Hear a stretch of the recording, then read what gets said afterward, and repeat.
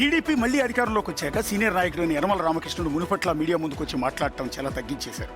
ప్రతిపక్షంపై కూడా పెద్దగా విరుచుకుపడట్లేదు. కాకపోతే కొంత రూట్ మారినట్టుగానే కనిపిస్తోంది. లేటెస్ట్గా కాకినాడ జిల్లా తొండంగి మండలం కోన గ్రామం దగ్గర నిర్మిస్తున్న కాకినాడ గేట్వే పోర్టు పేరును కోన గేట్వే పోర్టుగా మార్చాలని యనమల రామకృష్ణుడు సీఎం చంద్రబాబుకు లేఖ రాశారు. పోర్టు నిర్మాణం కోసం భూములు త్యాగాలు చేసిన కోన గ్రామానికి చుట్టుపక్కల ప్రాంతాల ప్రజల మనోభావాలకి తగిన గుర్తింపు లభించాలంటే దానికి కోన పోర్ట్ అని పేరు పెట్టాలి అంటున్నారు ఆయన.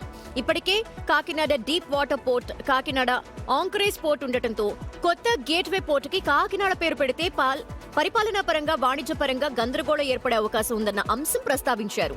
రెండు పోర్ట్లకి ఒకే రకమైన పేరుంటే రవాణా, లాజిస్టిక్స్ రంగానికి ఇబ్బందులు వస్తాయని అందుకే కోన పేరుని పెట్టాలి అంటున్నారు. రైతుల నుంచి భూములు తీసుకుంటున్న ప్రాంతానికి గుర్తింపు ఇవ్వాలనే డిమాండ్ పెడుతుండటం కీలకంగా మారింది. యనమల ఈ అంశాన్ని కేవలం ప్రాంతీయ డిమాండ్గానే ముందుకు తీసుకెళ్తున్నారా, లేక తన రాజకీయ ప్రాధాన్యాన్ని తిరిగి చాటుకునే ప్రయత్నం అన్నది ఇప్పుడు టీడీపీ వర్గాల్లో హాట్ టాపిక్గా మారింది. అంటే రెండు యాంగిల్స్ లో ఏదైనా కూడా ప్రాంతం వాళ్ళ భూములు ఇచ్చారు కాబట్టి వాళ్ళకు ఒక న్యాయం జరగాలి అన్న ఉద్దేశంలో ఆయన పేరు పెట్టాలి అంటే ఒకసారి విజయవాడ శివ దగ్గరికి వెళ్దాం. శివ, అంటే ఇందులో రాజకీయం ఏముంది? అంటే యనమల రామకృష్ణుడు రైజ్ చేసిన పాయింట్ కూడా మంచిదే కదా. ఆల్రెడీ ఉన్న రెండు పోర్టులు ఉన్నాయి, రెండు పోర్టులకి లాగా అనిపిస్తోంది, డిమాండ్ లాగా కూడా కాదు. రెండు పోర్టులు ఉన్నాయి, రెండు పోర్టులకి కాకినాడ పేరే ఉంది.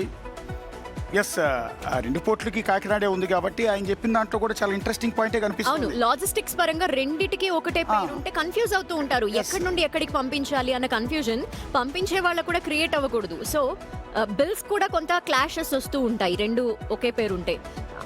అందుకని పేరు మార్చడంలో తప్పేం లేదు.